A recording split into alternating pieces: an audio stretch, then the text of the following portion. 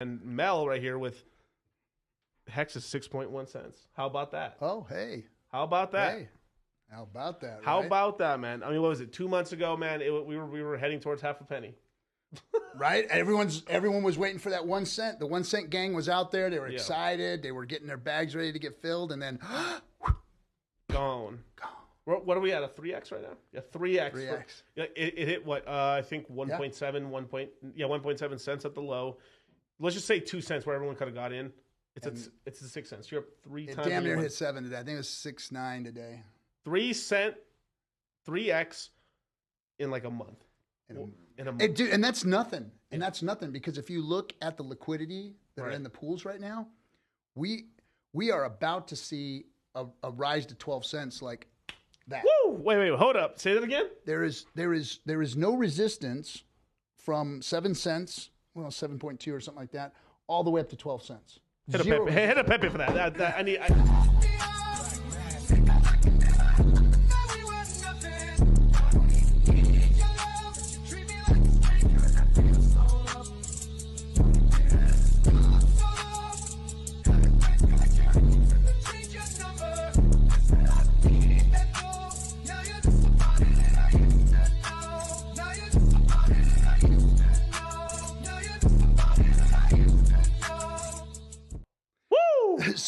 So even at 12 cents, when we do hit that threshold, there is a wall there. Yeah.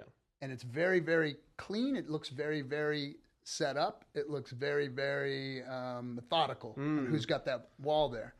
I don't know who it is or what it could be. Well, who knows? But there's not a whole lot there, too. Like, we've seen Hex move. Yeah, we've seen Hex move fast. Yeah. It can blow right through that wall, too.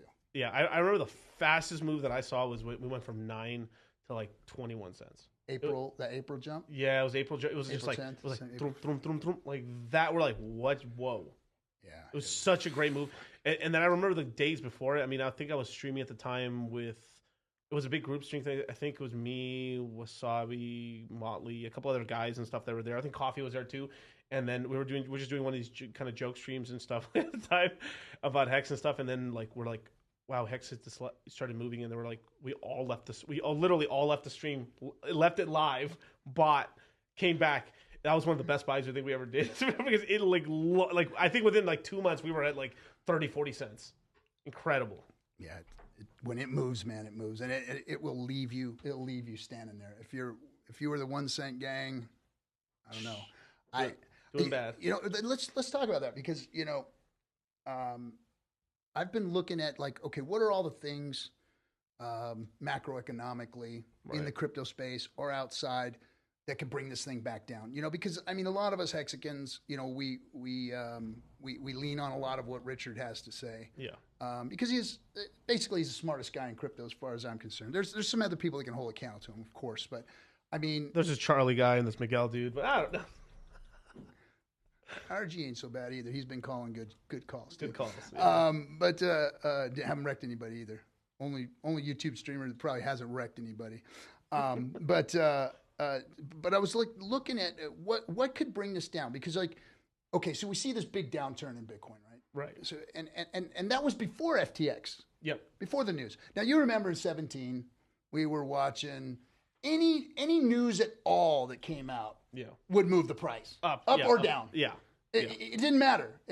The South Koreans decided that it was take a shit on crypto day, and boom, it would jump. Oh, the Chinese say that crypto's okay today, and boom, it would go up. It was like any little news was running the price, and everybody was trading on that. Right.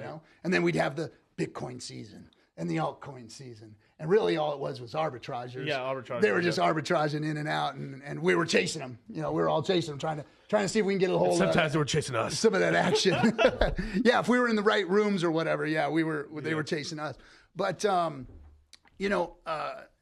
was trying to find news that was going to break this thing's back and take us to Richard levels. Richard saying, 10K and pray, and, 11K and pray, 10K, it's coming down. And, it tapped 15. And then the FTX shit came out. And I think that was priced in because it didn't move.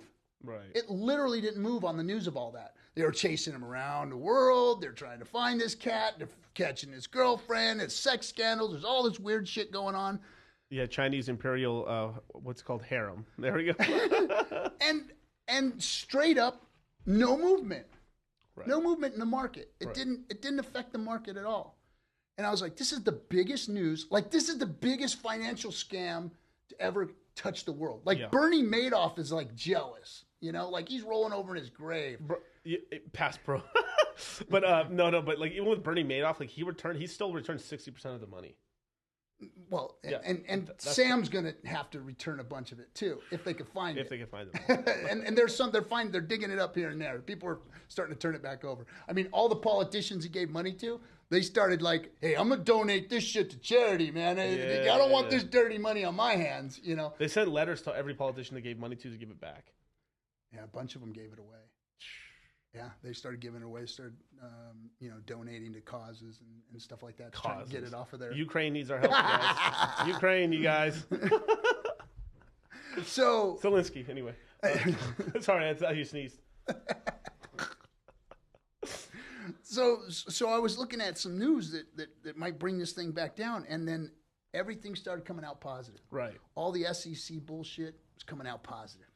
All of the other stuff that Sam's people did and all the other exchanges that were involved in it, right. All the worst of it happened, still no market changes. Everything was just like good news, bad news going away, and the market wasn't moving. So I'm like, what the heck is this all about?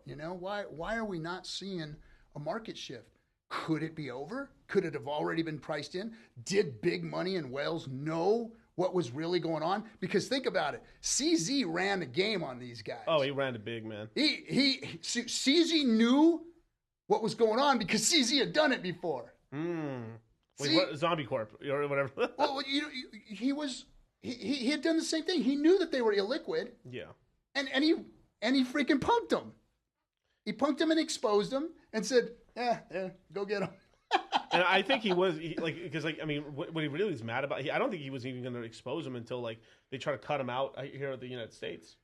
I mean, you heard all that stuff right there. Like it was going to be a sandbox between like 4 companies allowed to basically if you wanted to crypto in the United States, there's going to be 4 companies that are going to be allowed: FTX, Coinbase, Kraken, Gemini.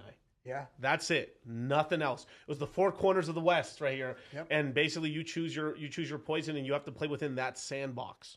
Yeah, and you know why? So at the beginning of the year, I went to Washington D.C. Okay, and I went there to go meet with lobbyists. Yes, to go meet with crypto groups, lobbyists, and find out what's going on. Sheesh. So I'm down there. I'm staying at the Ritz-Carlton. I'm visiting on K Street, hanging out with all these folks, and I'm asking them questions. I'm talking. I'm rubbing elbows and seeing what's going on, and they're all singing the same tune. It's all centralized exchanges, licensing centralized exchanges, getting this group of those 4 horsemen, regulated into the market. Right. And DeFi bad. Stay away from DeFi. Big bad. We need to get rid of DeFi. People should stay away from DeFi, and we got to save them from DeFi. And I was like, what in the hell are all you guys talking about? It was totally counterintuitive to what I thought I was going to be running into. Right. And I was kind of perplexed. Were you expecting just like them not even know anything, just to know? Oh yeah, I know about Bitcoin and Ethereum.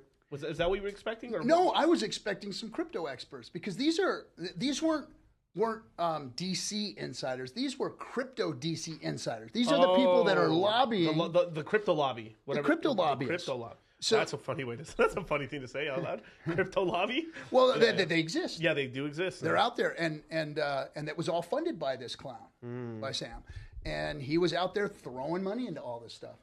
And now, after everything happened, obviously the SEC has turned their head away from DeFi. Yep. And they're looking at the centralized exchanges. Like we're pretty safe right now. Yeah. DeFi is pretty safe.